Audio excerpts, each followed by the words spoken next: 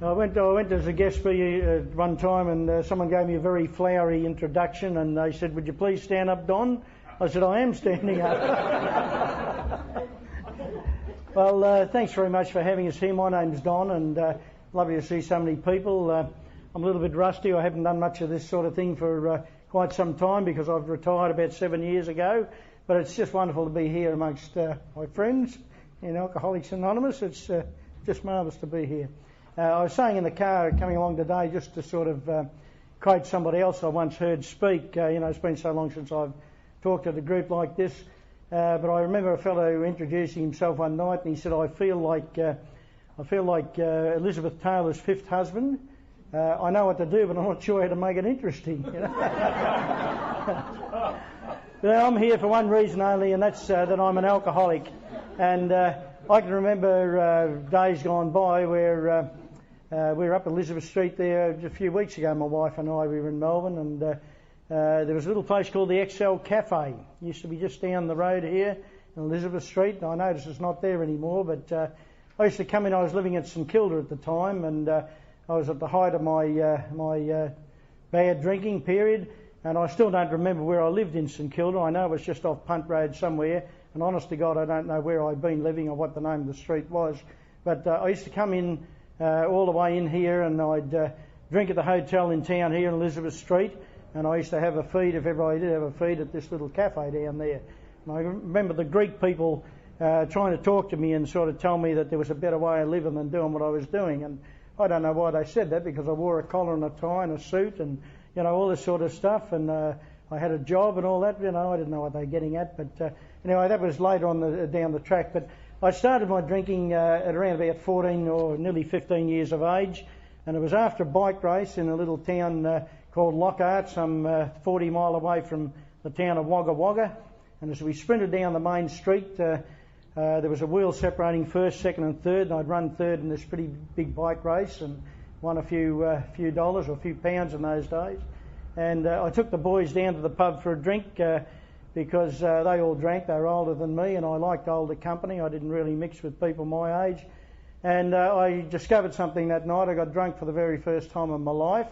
And so I knew all about alcohol by now, and I sort of made a decision that when I drank the next time, I just wouldn't drink too much, and I wouldn't get drunk again. Now, I was a sprinter, not a stayer, both on the bike and also in the drinking career, because they were famous last words for me, and every time from there on in that I had anything to do with alcohol, I'd usually finish up in the same situation, drunk again. And my mates, they sort of felt that they used to say peculiar things to me like, "You can't drink." And I'd say, "Well, what do they mean I can't drink? I drank more than they did, and what do they mean I can't drink?" But of course, what they really were giving me the warning signs in those early days that, "Don, you're a fellow who shouldn't drink." Now, I came from a family where there was no drinking. My mother never drank, smoked, swore, or went to church. My father, although my mum and dad were divorced, he wasn't a drinker, and there was no one really in the family who was.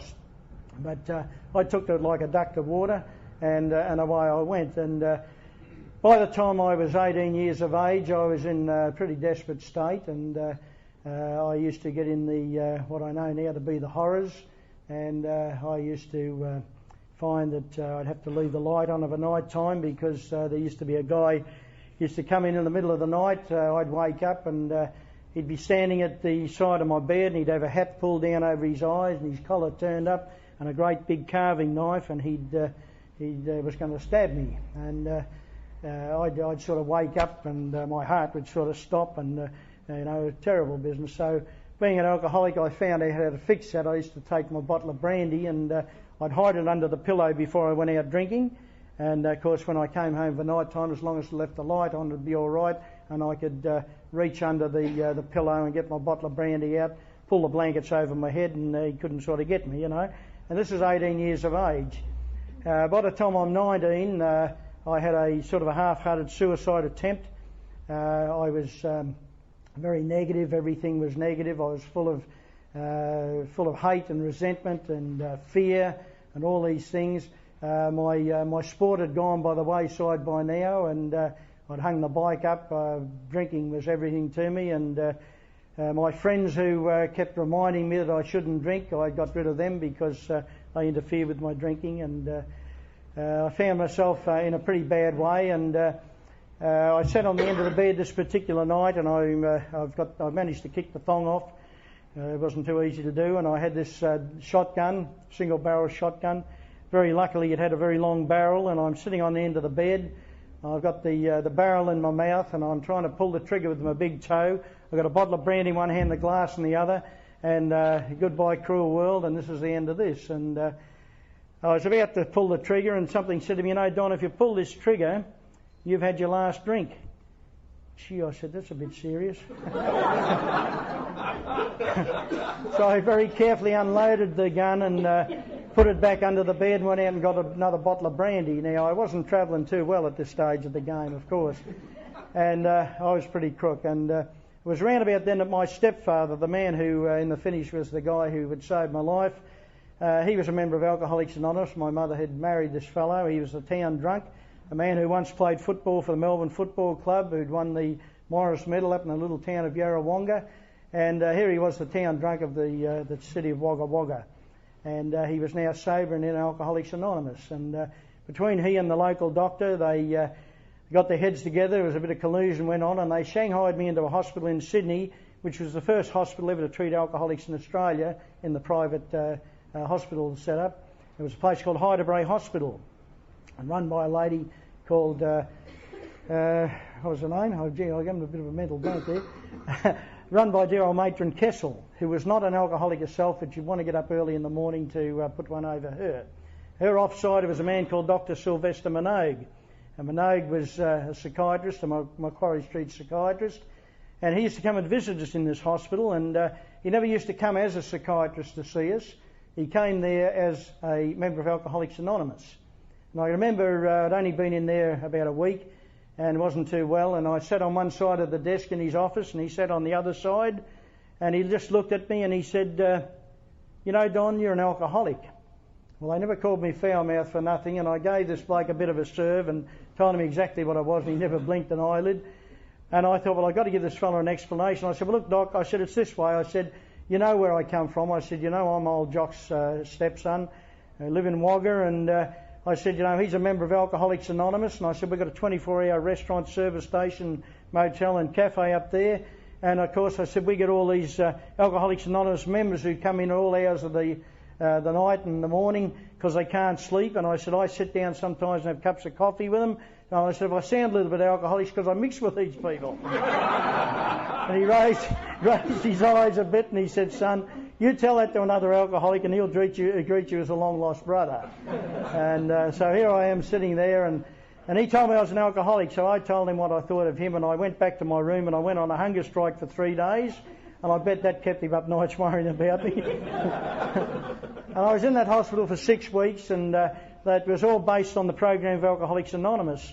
And I used to go for their walks with them around the block. They used to go out for walks every day, and I'd walk very much behind the group because I didn't want the neighbours to think that I was one of them, So they'd put me on this train to go down to hospital, of course, and 6 weeks went by. I drank the day before they discharged me, and here I am spewing in the hand basin at about 7 o'clock in the morning, and I felt the presence of a shadow behind me, and I looked around, and sure enough, there's Matron Kessel standing behind me, and she said, you had to find out for yourself, didn't you? And of course I told her what I thought of her too, and of course I arrived back in Wagga. The same people who put me on the train 6 weeks earlier, they met me and greeted me coming home 6 weeks later, and I'm drunker when I come home than what I was when I went down. I had about 4 more years of drinking to go. And I'd been to lots of Alcoholics Anonymous meetings. I firstly really went to keep an eye on this stepfather of mine, because if he hurt my mother, I'd kill him. And I was also introduced to Alcoholics Anonymous in Hyderabad Hospital. And again, I went to their meetings and I did exactly what the people told me. I listened for the differences, not the similarities. And there were plenty of differences, and there were a lot of similarities too. But people that say, and of course my wife has left me, well, there you are. How could I be alcoholic? I'm not even married. Never even had a girlfriend. And I found plenty of differences, and really I didn't want to stop drinking anyway. when I came home, I had quite a respect for AA because I wasn't a dill. I knew it worked, and I'd seen miracles take place with people, some that I even drank with and knew. And I had a great deal of respect for Alcoholics Anonymous, and so I used to grace them with my presence, and I'd take my bottle of sweet cherry with me, and I'd hide it out in the geraniums outside the front door, and I'd whip in and out between speakers and have a bit of a gargle, and because when I drank, you see, I was invisible, people didn't know, and all this sort of thing. So I'd had a fair contact with Alcoholics Anonymous. But anyway, of course, it was a one-way ticket, and down she went, and it does that way thing for any alcoholic. If you're alcoholic and you keep drinking, of course, naturally it's going to get worse, because it's a disease, a progressive disease, and it progressed in me too.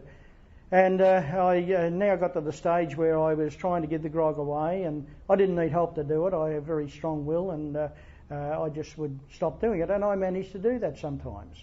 And I wouldn't drink, and the very mere fact that I didn't drink, I'd go out and have a drink to celebrate the fact I didn't drink anymore. And this went on and off, you know, and so it got to be a stage one night where I'd saved up some money. I wasn't drinking. I'd had a few months off the grog. And my stepfather said, look, he said, if you can save £300, I'll put in £300, and between us we'll buy a brand new utility. And I said, gee, that'd be a good idea. So I saved the 300 up through not drinking, and he put in 300, and we bought this lovely Holden ute, and I was so proud of it, and it had my name written on the side, and that was wonderful. And here I was washing it for about the 5th time, and the 3rd day I had it, and I noticed this little trapdoor, and I hadn't had a drink by now for I think it was about 4 or 5 months. And there's a little trapdoor at the back, and I wondered what it was, and I opened it up, and it was where the spare tyre went. And my mind said to me, you know, you could probably fit about 4 bottles of McWilliams cream sherry in here, or maybe 6. No, perhaps only 5, so I bought 6 anyway, not to drink them, just to see if they'd fit in there. And stuff me days, I had 1 left over. So you couldn't waste it, and so I had the first drink that I'd had in about 4 months. I rang a mate of mine, and I was pretty drunk because I'd been drinking all day by now. I didn't stop at the bottle of sherry, and just because he was my mate, he came with me, insisted on coming with me to go over to the Black Swan Hotel over the bridge over the Murrumbidgee River at North Wagga. I insisted on driving because I always drove better when I drank. And I'm the guy who mounted the footpath on the wrong side of the bridge, hit the 12-year-old boy with on the push bike, and very, very fortunate I didn't kill the boy, didn't even hurt him. I bent the front wheel of his bike a bit. I'm told even to this day I can't remember, and that's no exaggeration, I really don't. But I believe the people who told me, including the police, I apparently, when I hit the kid, jumped out of the car, and I was going to give the kid a hide, and he was only 12. He was about my size because I didn't like picking on bigger blokes. And I was going to give this bloke a hiding because he should have been home in bed. Had nothing to do with my drinking. This stuff I'm not proud of course, but this is just the history of my drinking. And it was around about that stage, the police did me a bit of a favour. We used to feed them full of coffee and steak sandwiches in this 24-hour servo we had. When they finally caught up with me, the big sergeant said, look, Don, I'll give you a break. He said, I shouldn't, but I will. He said, you could have killed this boy. And he said, if ever I see you driving a car again under the influence of alcohol, he said, I'm going to lock you up in the slammer. Now, I'd been there a couple of times before. Not the best motel in the town. The birds are chirping, the sun's shining, you're spewing. You're looking for a drink, and they got you locked up. It's not a real nice place to be. And it was only then that my stepfather, who was a member of Alcoholics Anonymous, it was only then that he actually said for the first time in his life anything about my drinking. And he said, son, if you want to drink, you don't work here. If you work here, you don't drink. And I said, I'll show you, you mug.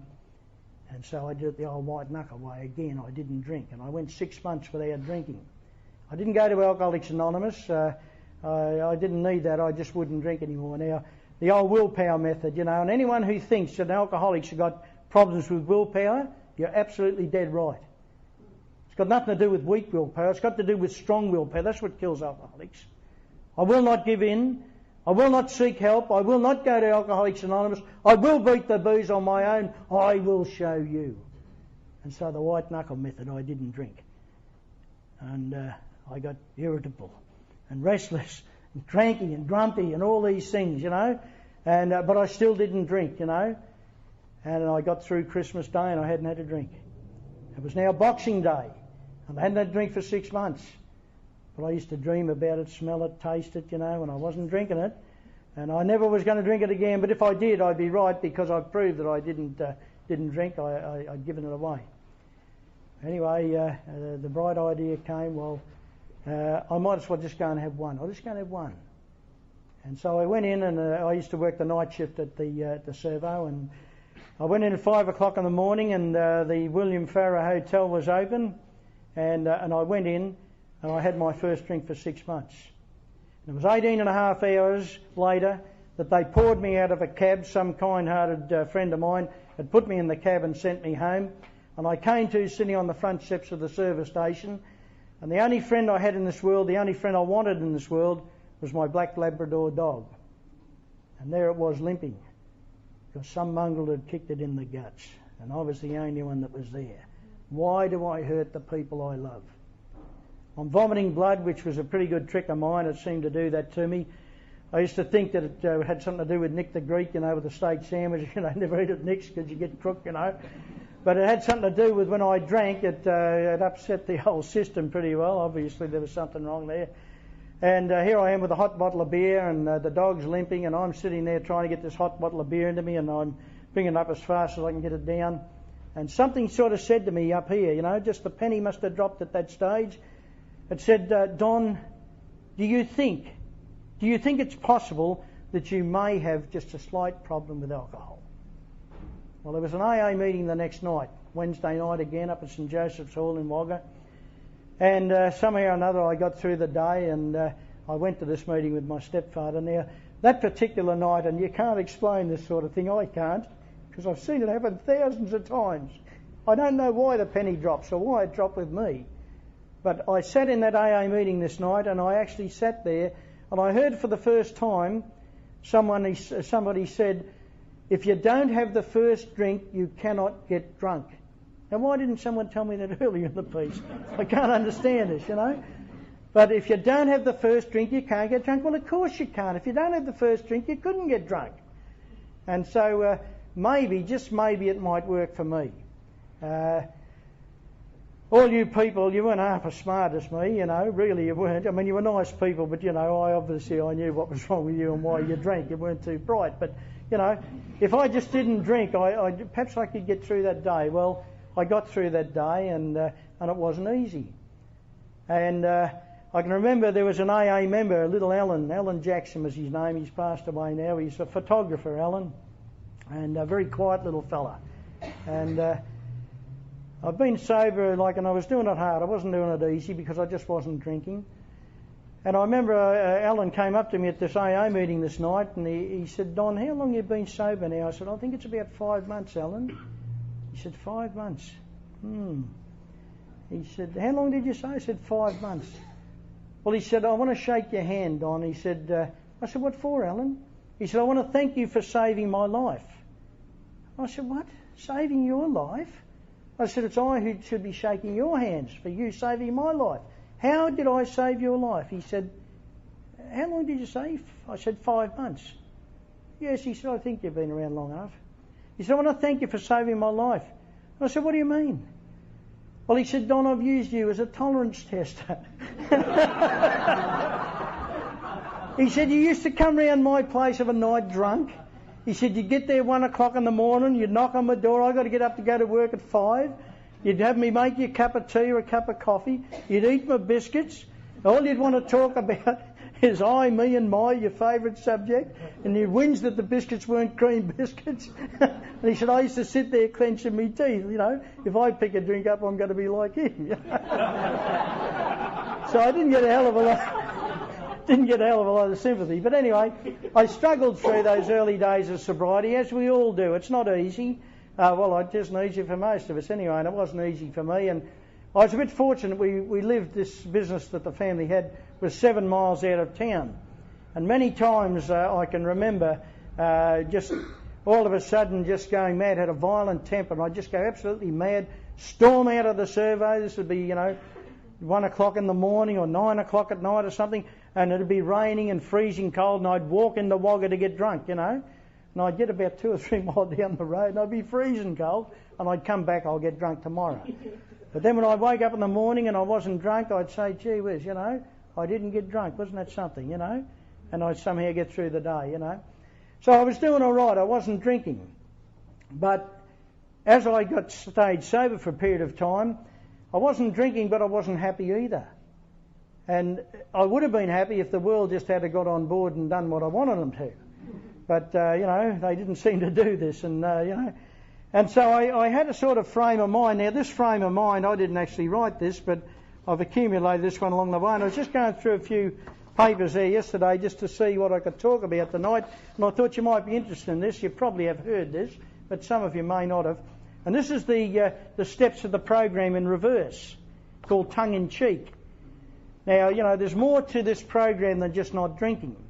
Just not drinking doesn't ensure the fact that I've got a better chance of not picking one up. Because if I stay the same as I am, then the obvious thing is going to happen. I'm going to have a relapse. And there's three things wrong with the alcoholic, three things wrong with me, and in my observation of other alcoholics in the years that I worked in the field of alcoholism, there's three things wrong with us. It's no fault of mine that I am an alcoholic. Physically, I'm allergic to the stuff. And as Pizza Bill used to say, people said to him, what do you mean allergic, Bill? Well, he said, when I drink, I break out in spots. He said, you do? What kind of spots? Well, he said, Alice Springs, Darwin, Bairnsdale, all kinds of spots. So physically, through no fault of my own, I'm allergic to the stuff. And I didn't know that. But my track record proves that to be true. But not only am I allergic to it, mentally, if I drink, and if any alcoholic drinks, mentally, I can't cope with the stuff. And spiritually, I became, perhaps like you, an empty shell where there was nothing to have faith in. There was no God. If there was, well, he was crook on me and I was pretty crook on him too. And least of all did I have faith in myself. So here I am, an empty shell and a fair amount of strife. Physically, mentally, and spiritually very, very sick. Now, I wasn't drinking, and I wasn't going to drink. I was still doing it the white knuckle way. But as I stayed sober, I began to become aware of a lot of pain, and I couldn't quite put my finger on it. And I was a square peg in a round hole. I often describe the alcoholic personality. And, you know, this is me if I don't go to meetings and if I don't work the program. It's still me today because my disease still lives within me. It wants to take my life. It will if it's got the chance, and it's up to me, if I don't want that to happen, to do something about it. And this is where the wonderful 12-step program of Alcoholics Anonymous comes in. If I do what I need to do via this program, it's not only proven that it's working for me, but as I observe other people who work this program, what happens is that this threefold problem that we've got, I can tackle this with the three-pronged approach of the 12 steps of Alcoholics Anonymous, which tackles the physical. I don't drink, and your encouragement helps me to stay sober on a daily basis. If I don't drink, mentally, I come good, providing I apply the program to myself. And spiritually, I alone can do this, but I'm not doing it alone. I'm doing it through the power of this program and the power of the higher power, which I'll talk about later because I was pretty crook on him and I wasn't going to do it that way anyway. But today, he's me mate, you know. But I'd just like to read this to you because this was the condition of mind that I had, and there just might be the odd one of you here that might identify with this. And this is the 12 steps in reverse. Step 1. I decided I could handle alcohol if other people would just quit trying to run my life. Step 2. I firmly believe there's no greater power than myself, and anyone who says it isn't so is insane. Step 3, I made a decision to remove my will and my life from God, who didn't understand me anyway. Step 4, I made a searching and thorough moral inventory of everyone I knew, so they couldn't fool me and take advantage of my good nature. Step 5, I sought these people out and tried to get them to admit to me by God the exact nature of their defects of character. Step 6, I became willing to help these people get rid of their defects of character.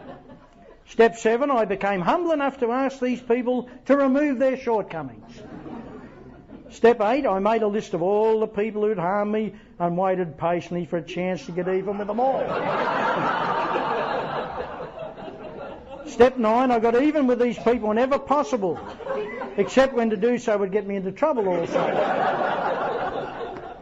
Step 10, I continued to take everybody's inventory, and when they were wrong, which was most of the time, promptly made them admit it.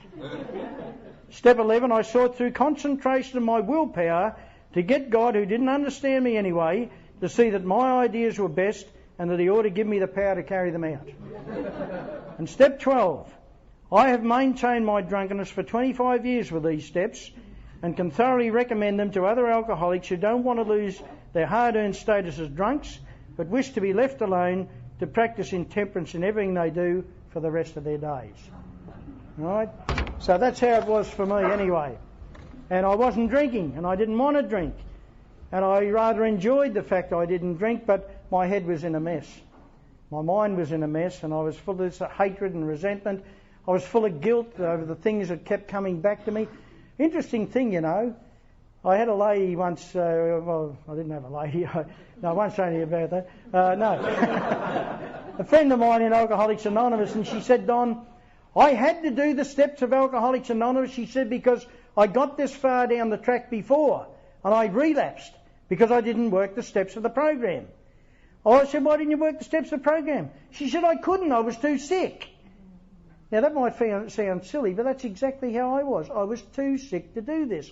And the older people around Alcoholics Anonymous in those days used to say things like, don't drink today, grab hold of that first step, we're powerless over alcohol, our lives have become unmanageable, and if you don't drink for long enough, you'll find that you'll need to do more than just not drink, if that makes any sense to what I'm telling you people.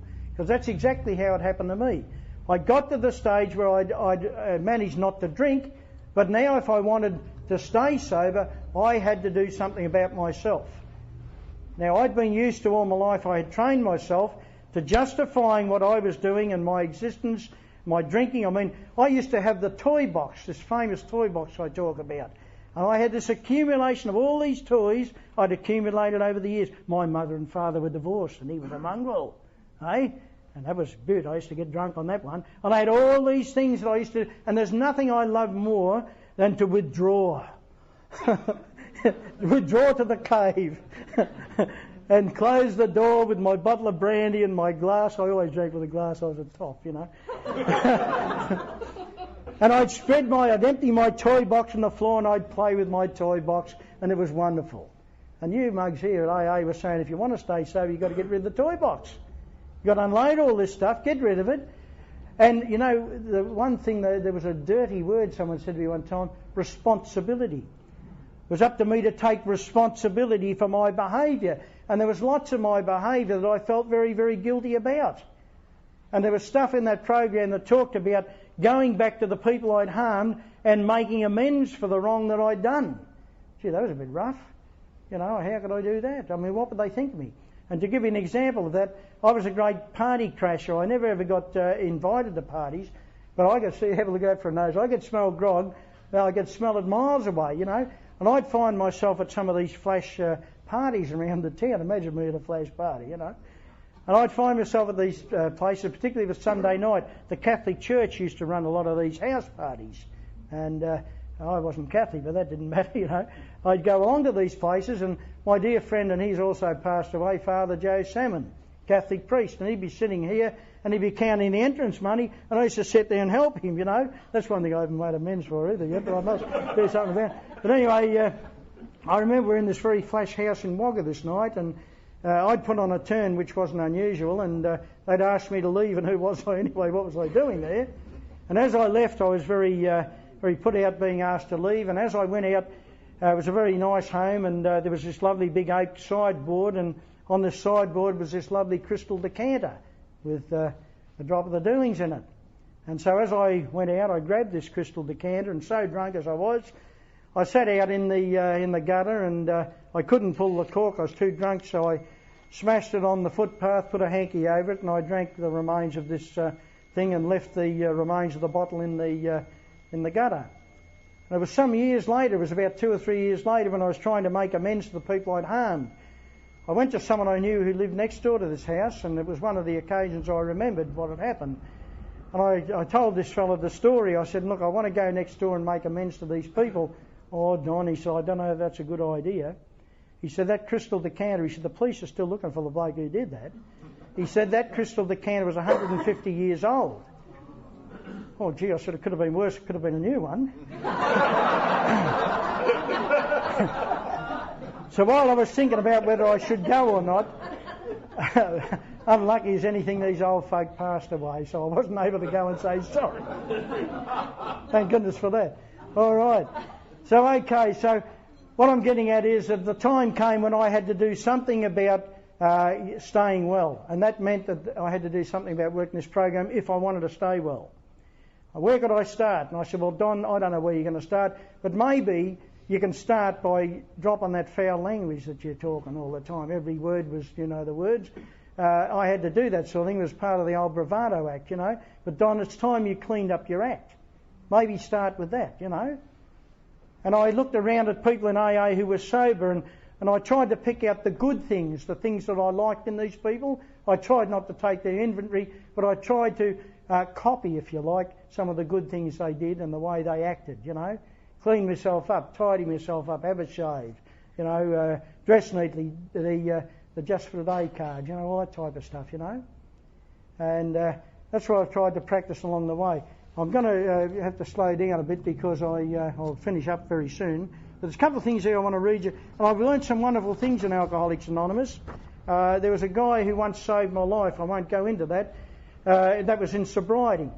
And I want to tell you something for anyone who might be new around. Just because you don't drink doesn't mean to say life's going to get easier. I've had worse things happen. In fact, I'll be honest with you and tell you, I have done some worse things in sobriety than ever I did in my drinking. It's called human nature. And that's not a cop-out, it's the truth. I'm powerless over human nature. My life's unmanageable. That's not a cop-out, that's the truth.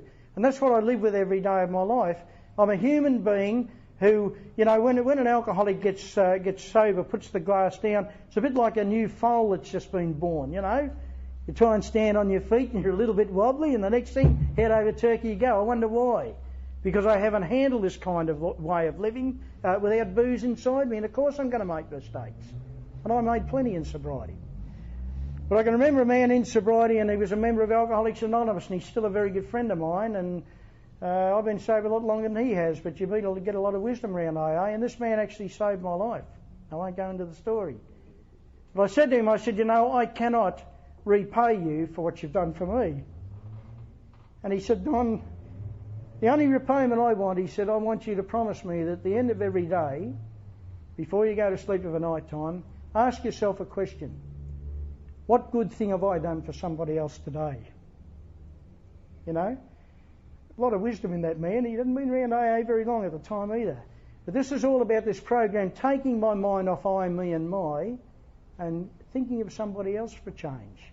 The old selfish Don, you know what I mean? This is called working the program as I see it, And it's a wonderful program of Alcoholics Anonymous, and I see miracles. I met a miracle here tonight. The lady just said to me, she said, "You don't recognise me, do you?" I said, "I'm sorry, I don't." She told me her name. Then I recognised her. And if she doesn't look 30 years younger than she looked when I saw her last time, I'll go, "Hey." This is a miracle working program, Alcoholics Anonymous. We are the most privileged people in the whole wide world. The other man who did save my life, and I'd just like to read this to you, and every time I do I burst into tears. I'll try not to do that. Hey, I'm not afraid to cry today either. You people have taught me to love and to cry and to feel and all these kind of things. This man lived in the town of Wagga Wagga. He married my mother, this fella. He was the town drunk. He won the Morris Medal up in Yarrawonga for the football club up there when around about 1936, 37. The talent scouts got him. They brought him down and he played for Melbourne with Bluey Truscott and Checker Hughes and all them blokes that we're all too young to remember. And he was the man that became my sponsor in Alcoholics Anonymous, and he died eventually with 45 years of sobriety under his belt. He was different, wasn't he? You knew him. But anyway, he wrote a piece of poetry once, and I'd just like to read this to you. This bloke was the town drunk, as I said, and nobody wanted to know him. This is his piece of poetry he wrote. He says, "As I wander back down memory lane, I arrive at a place where it all began. The country town where I shone in fame. In work and play I learnt the game. The game of life seemed easy then until one day in this world of men, I hit a hurdle that didn't bend. To begin a game was hard at first. I seemed to develop an endless thirst. The friends were many, the price paid high. My spirit rose, my ego soared to heights untold among the hordes. The shakes, the sweats, the fears at first. Remorse, self-pity, that endless thirst.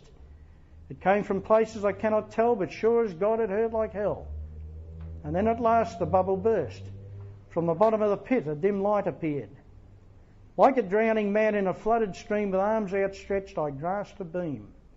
It steered a course towards the bank. I scrambled up that long steep slope toward that light. Could it give me hope? To you, AA, I dips me lid. My heartfelt thanks for what you did. You saved my life and gave me hope. And best of all, you gave me love. What a bad bit of poetry. Some of his other work wasn't too good. You'd read it on toilet walls and it didn't rhyme anyway, but that's one of his best.